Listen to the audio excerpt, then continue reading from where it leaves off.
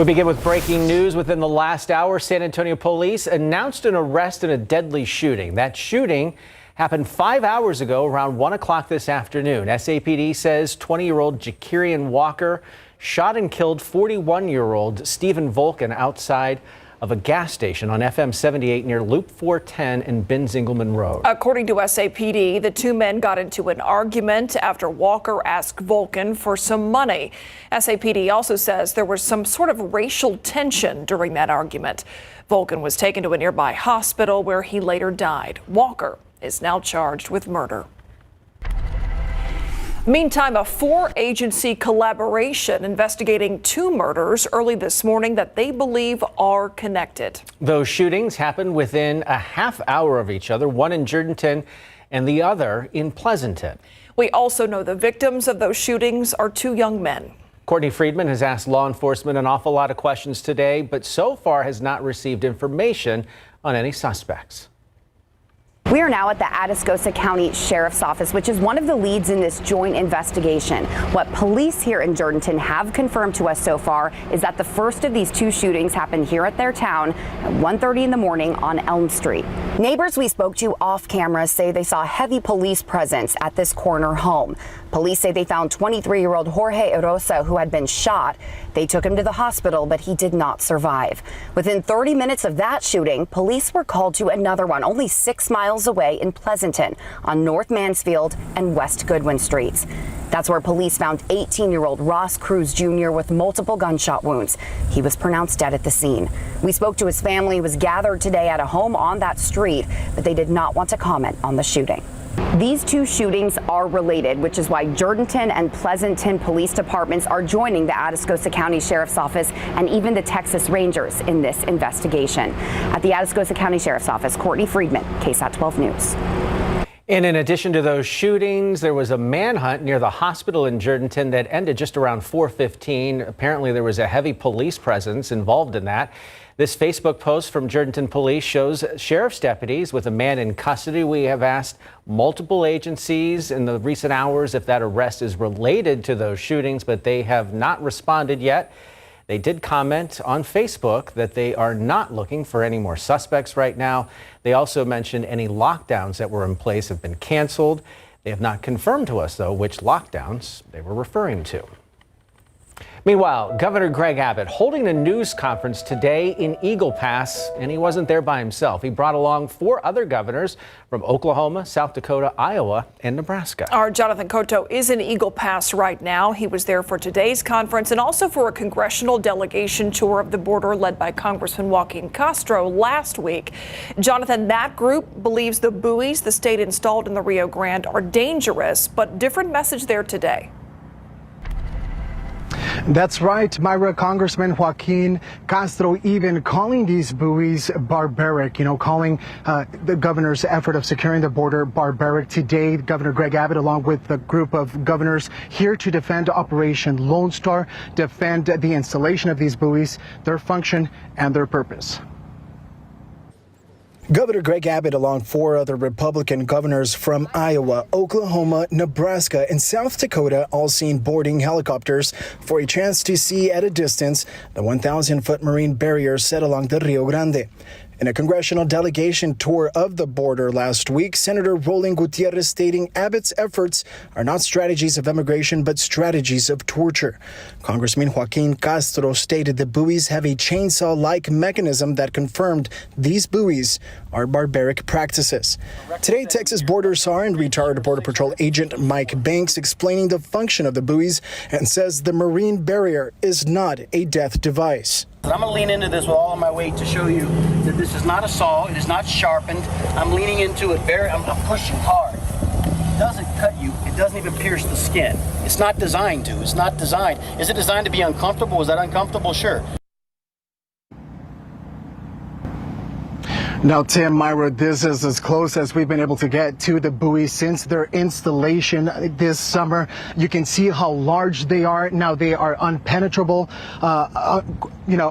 Despite what people have said that you can puncture them, you can't. They're completely solid here. You can see that they're wrapped with this metal that can easily become heated in these hot summer temperatures. Now, the device in question here that's been deemed extremely controversial and described as a chainsaw-like mechanism is this plate right here that's right in the middle of both of the buoys. Now, the Texas border SAR says that it is not sharp, but as you can see, it is ribbed with these fine teeth on this plate. If I were to completely put a lot of pressure here on this plate, you can just see the indentation on my hand of how, it's uncomfortable, but incredibly dangerous there, as you can see for yourself. Now, another thing we learned here about these buoys, that if a person is crossing the river and they're attempting to move the buoy upwards, the buoy will stop. It'll meet a resistance. It will not travel north once installed.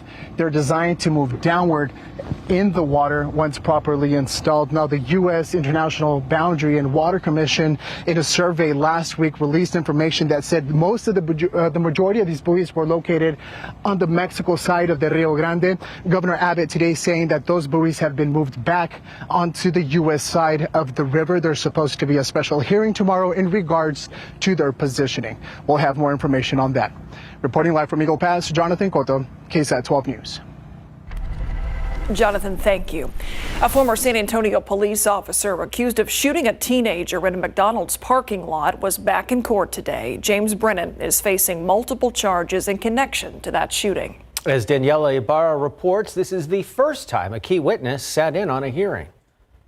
For the first time since October of 2022, 17-year-old Eric Cantu and former SAPD officer James Brennan were in the same place. Brennan is accused of shooting Cantu multiple times in a McDonald's parking lot. Brennan can be heard on camera asking Cantu to get out of his car. When Cantu put his car in reverse, shots were fired. Bexar County Assistant District Attorney Daryl Harris says the body camera video supports the charges against Brennan. The video that was released speaks for itself, and we believe it violates law, and we're pursuing it that way. A grand jury indicted Brennan on 2 counts of aggravated assault by a public servant and 1 count of attempted murder. On Monday, Harris and the defense updated the judge on their case. The biggest thing the court asked, and we were very diligent about discovery. I told the defense I'll probably bring him in so we can go over everything. Nobody's trying to surprise anybody. What did surprise Harris is Cantu's presence in the courtroom. This is the first time he's been to any hearing for this case. I just wanted to receive them, make sure they understood what was going on. Next month, Cantu is expected to be back in court in his own defense. He's been charged with theft in an unrelated case. Daniela Ibarra, KSAT 12 News. Now to a bizarre close call. A woman says someone threw a spear through her windshield while she was driving. Siobhan Canales says that she was on her way to a friend's house around 9 last night. She was driving through the area near FM 1516 and I-10, just outside of Converse, when a 5-foot spear came crashing into her car.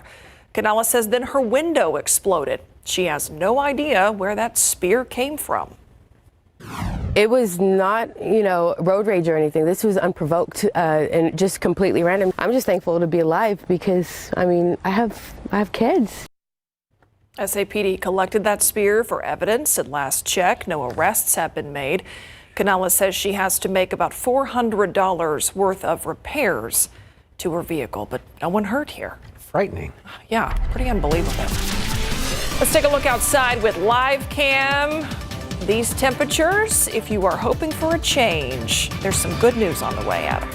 Yeah, we're going to be breaking our 100-degree day streak tomorrow, and that's going to be significant for us because we're on a record streak. 105 the high today, that's a record by 1 degree, and now we have 23 100-degree days in a row. That's the most we've had in a row ever on record. We surpassed the previous record of 21 over the weekend, and we're going to put an end to it for tomorrow, but then see the triple digits come back into place. And the reason we're back down into the 90s tomorrow, 93 our high temperature, is because of extra clouds and some rain. We're watching Tropical Depression 9 right now in the Gulf of Mexico. That's headed our way. We're going to show you the spaghetti plots and talk about where it's going to head, where the rain's going to fall, how much we're going to see, and where, and I'll time it out for you in just a bit. All right, thanks, Adam. Let's take a look at a situation here. I-37 at Southton Road. Looks like there is possibly a grass fire there burning. You can see traffic just before we took this shot began moving around those fire trucks there on the scene. But it looks like there's charred grass off on the median there. We have talked about the fire danger continues to be extremely high. We're going to try to get some more information about this, but it looks like we've got fire trucks there on the scene, traffic at least down to one lane and very slow going as it looks like first responders are trying to tackle a grass fire in this area. The city's largest school district has a new leader as the new school year gets underway. Dr. John Kraft leaving Killeen ISD to take over at Northside. Kraft has technically been on the job since the end of the last school year, learning from Dr. Brian Woods about the ins and outs of Northside. Kraft sits down with KSAT Steve Spriester in the latest edition of Spriester Sessions and talks about how Northside is ready for the new year and about safety concerns after incidents near Brennan High School last year. There were a couple incidents towards the end of last year. I think, the Bexar County Sheriff's Office helped out Northside in certain situations. Do you see that relationship continuing, or have lessons been learned from what happened then? Yeah, absolutely. I think that we've got great partnerships with not only Bexar County Sheriff's Department, but also San Antonio Police Department, and just trying to forge those relationships now that I'm really, like I say, the new superintendent. It's been really important. I think that those collaborative efforts are going to continue because ultimately it's about ensuring that, like I say, our students, our staff, and our community is safe. And so it's a team effort. And it will always be a team effort. You can watch the full Spriester session online right now on all KSAT streaming services. All you need to do is scan that QR code on your screen. Is still ahead here on the news at 6. A story about second chances. We've all needed one, some bigger than others. It wasn't like this always. You went to jail, that was it for you. You got a felony, you've been convicted or whatever, that's your story, that's it. But that is not this man's story. And a KSAT explains about second chance hiring. You'll meet a man who was given a second chance after decades in prison and the services here in Bexar County, helping so many other people who are trying to get back on their feet. It's coming up at 6:30. But before we get to that, here's what's coming up next on the news at 6, how a historic car dealership is being used to bring life back to the Broadway corridor. We'll show you their big plans next.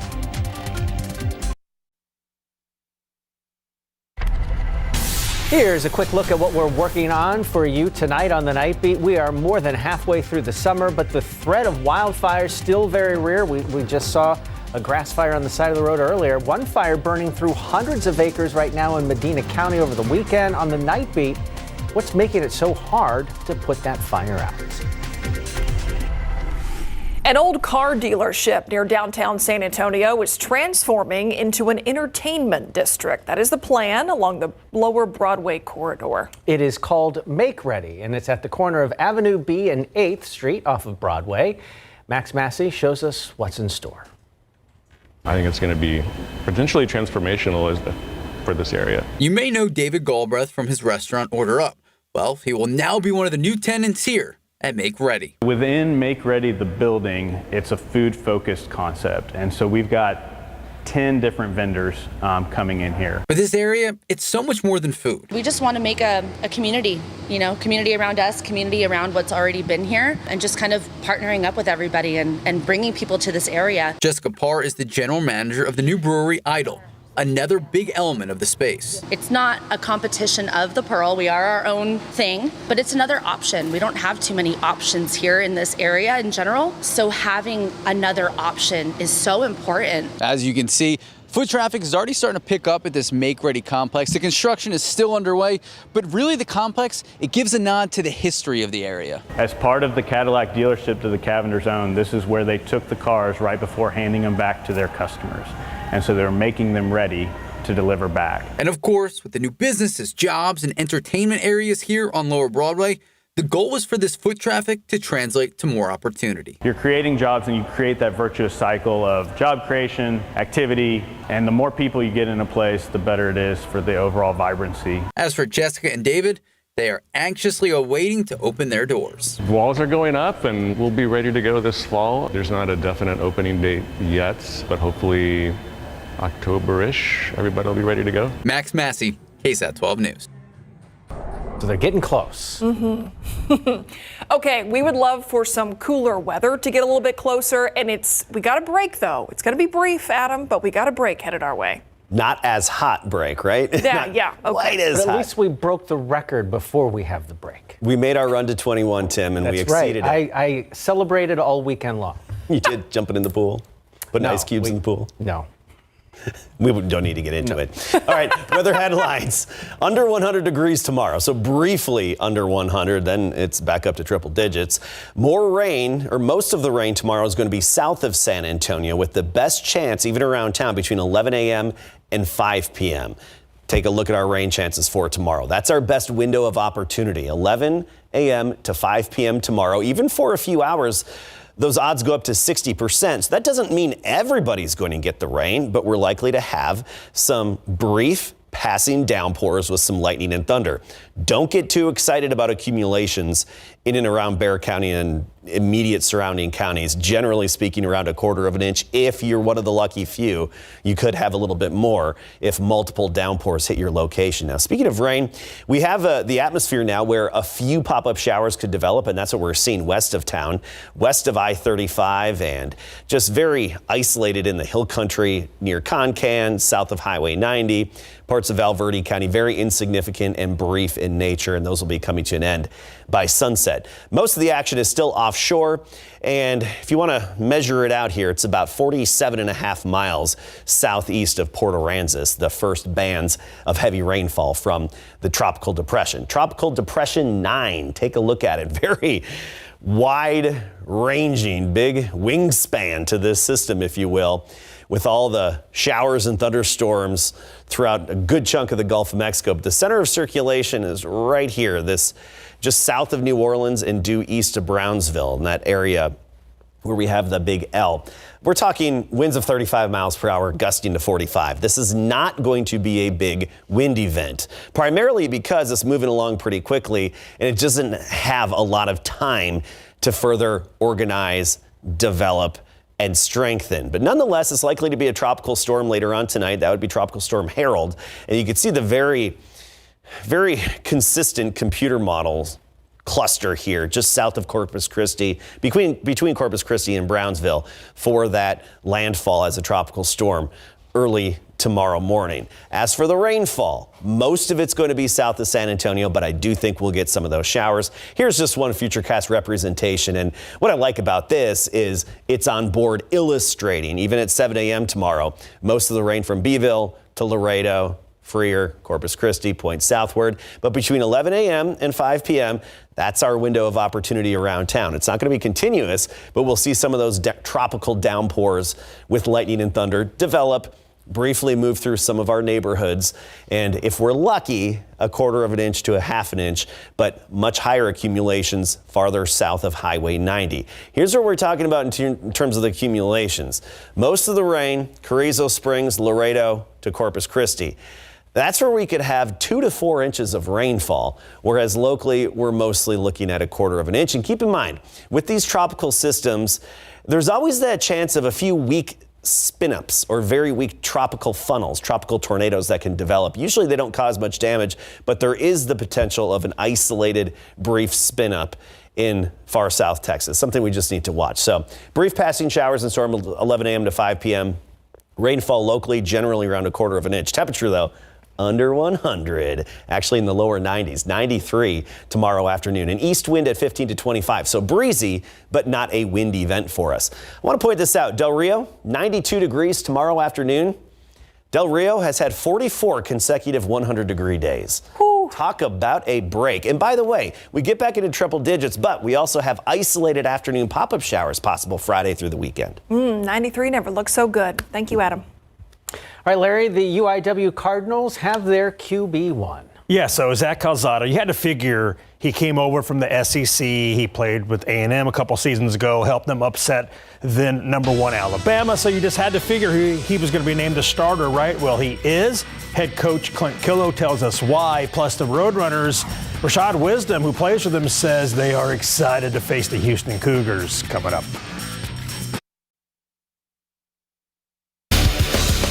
Football coverage brought to you by Davis Law Firm. The Dallas Cowboys lost rookie standout DeMarvion Overshown before the regular season even began. The linebacker tore his left ACL in the team's Week 2 preseason matchup Saturday at the Seattle Seahawks. He reportedly had an MRI Sunday that confirmed the boys' fears that he tore his ACL and is out for the season. He suffered the injury in the first quarter while making a tackle. He laid on the ground, grabbing his left knee, but eventually got up and walked off the field under his own power, but he was carted to the locker room. And tight end John Stevens Jr. also suffered a torn ACL that will cost him the regular season. This week, the Houston Texans and New Orleans Saints were scheduled to hold a joint practices, but last night we got a release stating that both teams have mutually agreed to cancel the joint practices that were scheduled in New Orleans. Texans head coach D'Amico Ryans told the media today that his team isn't healthy enough to hold the joint practice. I was just looking at our team and where we are now, just felt that it wouldn't have been as productive as we would have liked it to be if we went to New Orleans. But the flip side of it is we get the opportunity to treat this week as a normal in-season game week for us. So I think there is benefits to that for our entire team, our coaching staff, to be able to go through the process of a normal in-season week. And we'll see. We're not fully game planning against the Saints, but we'll just go through how we'll operate with the end-season schedule, and I think that'll be beneficial to our guys. Dallas Cowboys will close down their preseason schedule Saturday night at 7 against the Raiders at AT&T Stadium, and the Texans will play their preseason finale Sunday night at 7 in New Orleans with the Saints. On Saturday, UTSA football held Media Day, and that gave us a chance to talk with hard-hitting safety Rashad Wisdom, one of the Roadrunners' single-digit guys. Last season, he started 6 games in which he appeared before suffering a season-ending injury. In 2022, the Roadrunners opened the regular season at the Dome with Houston, and they came up short 37-35 in triple overtime. This time around, the Roadrunners will kick off their 2023 regular season at the Houston Cougars. I think there's just excitement behind just going and be able to play somebody other than ourselves for, the first time in a long time. Just being able to, like I said, get back to the season and get back in the swing of things and, being able to play somebody other than ourselves, there's just excitement behind that. Like you said, we played them last year down here and it wasn't the outcome that we wanted, but it's a new season now, so we're just going to keep on preparing and do what we do and go up there and play our brand of football. The game is Saturday, September the 2nd in Houston, and KSAT 12 Sports will be there. And Cardinal Word Football also held its Media Day on Saturday, and that gave us a chance to talk with Cardinals first-year head coach Clint Killow, who named transfer quarterback Zach Calzada as the Cardinals starter heading into the regular season. Obviously, he brought some baggage coming from where he came from and the things that he's been able to do in college football. But the humility that he brought with himself was tremendous. And he's grown in terms of being a leader. And we talked early on when he got here, it was going to be a process. And the guys that were here in this locker room weren't just going to hand him the keys to the car. And I think he's earned that right through his work ethic over the last 8 months. And he's starting to really come into his own and master this offense. UIW kicks off the season Saturday, September 2nd, 8 p.m. at UTEP. The most wonderful time of the year. I know you're getting pumped up, aren't you? Yes, I am. Thanks, Larry. KSAT Explains is up next, and it's a story about second chances.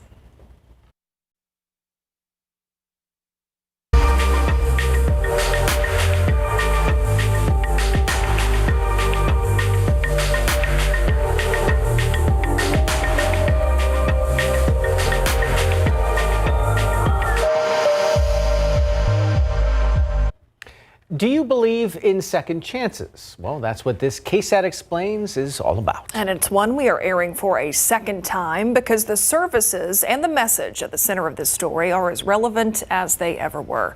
Here's KSAT Explains Second Chance Hiring. I ain't never killed nobody, robbed nobody. I sold drugs, you know what I'm saying? It cost me my life. Don Christian is 48 years old. This is the first job he's ever had. He's been working at Toyo Tetsu, a manufacturer of Toyota parts, for 5 years. He says, yes, it's had its challenges, but it's the decades before that were the real struggle. 20 years. 20 years. 23 to be exact. 23 years in prison in his home state of Louisiana for selling drugs. But I ain't here to tell you that, I come from a broken home because I had both parents. Both my parents was always there, hard work, and it was just, I'm gonna say peer pressure. You want to be out there with the fellas or whatever. You know what I'm saying? Hurricane Katrina forced his mother to move to San Antonio, and when he got out of prison, Don followed. Like I was meant to be here because I fell in and I've been excelling. Don was hired through the Toyo Tetsu Second Chance Hiring Program, an effort to provide opportunities and recruit employees who've been incarcerated. That's a mission shared by the Bexar County Reentry Center. Okay, so over here is our food pantry. Help here goes beyond getting former inmates a job. So we have hygiene items and food. So who would use this? So anybody coming out of jail, they sometimes come straight over here and we give them a bag of, tuna fish and all kinds of stuff. So we don't have it somebody here. may walk right out of the doors of the jail and come straight here. Aida Negron has worked with those in jail and out for 30 years. And odd as it may sound, it's somewhat of a family business. When I was a little girl, my dad used to be a volunteer at the Bexar County Sheriff's Office, and he was a chaplain.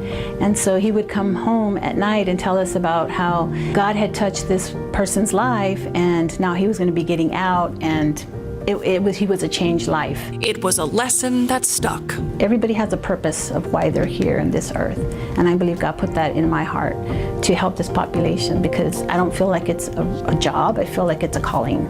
The Reentry Center has services for anyone who's been in the jail system, no matter the offense. They provide things like utility assistance, clothing. We have shoes. Even parenting classes, and yes, jobs. But that may not always be the first step. If after our assessment we see that they are still using drugs or not living in a stable home environment, we wouldn't want to send that person to go get a job because they don't have anywhere to live. That's where housing assistance or a recovery program may be offered. We have what they call MRT, moral recognition therapy. It's common sense things like if you're driving along and you see this nice house and it's well manicured lawn and all that, and you're thinking, well, somebody worked really hard and they got this place and they work on the yard and stuff. And sometimes on criminal thinking would be okay, I wonder what's in that house and what to do. When it does come to jobs, the Reentry Center has a list of over 70 employers willing to hire someone who's been incarcerated. In my history of working in the criminal justice arena, I've never seen this many employers interested in this population. The current labor shortage has a lot to do with that. At Toyo Tetsu, administration has seen it firsthand. According to the Manufacturing Institute, 1 in 4 Americans have a background issue.